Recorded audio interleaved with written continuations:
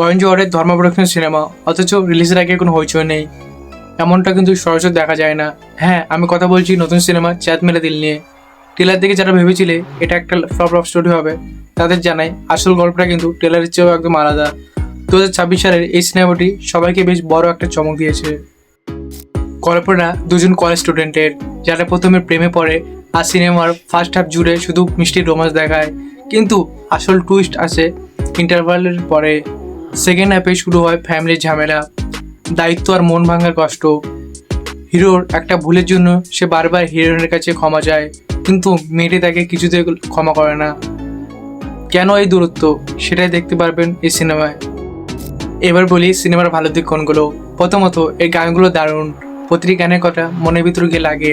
দ্বিতীয়ত, সিনেমার ডিরেকশন আর shooting style এতটাই সুন্দর যে স্ক্রিন থেকে চোখ সরানো যায় না। আর অভিনয়ের কথা বললে লক্ষ্য অ্যাকশন বাদ দিয়ে এবার ইমোশনাল দৃশ্যে ফাটিয়ে অভিনয় করেছে।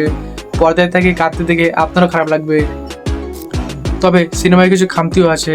মেকআপরা অন্য অন্য পাত্রের চরিত্রকে জোর করে অতিরিক্ত বুদ্ধিমান আর সুপারম্যান দেখানোর চেষ্টা করেছে। সম্পর্কে ভুল দুজনের হতে পারে, কিন্তু শব্দ শুধু ছেলের উপর চাপানো হয়েছে।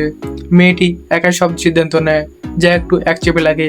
কিন্তু অনেক জায়গায় আপনি নিজের বাস্তব জীবনের সঙ্গে রিলেট করতে পারবেন। আর এই কারণে সিনেমার শেষটা কেমন হবে তা আপনি আগে থেকেই আন্দাজ করতে পারবেন। আপনি যদি খুব বেশি লজিক বা যুক্তি খুঁজতে যান, তবে এই সিনেমাটি আপনার জন্য নয়। কিন্তু আপনার বয়স যদি 18 থেকে 30-এর মধ্যে হয়, তবে ভালোবাসার গল্প আর আবেগ আপনার ভালো লাগবে। সব মিলিয়ে সিনেমাটি যতটা খারাপ হবে ভাবা হয়েছিল, ততটা মোটেও নয়। ক্লাইম্যাক্সটা আর একটু ভালো হলেও একটু দুর্দান্ত একটা সিনেমা হতে পারতো।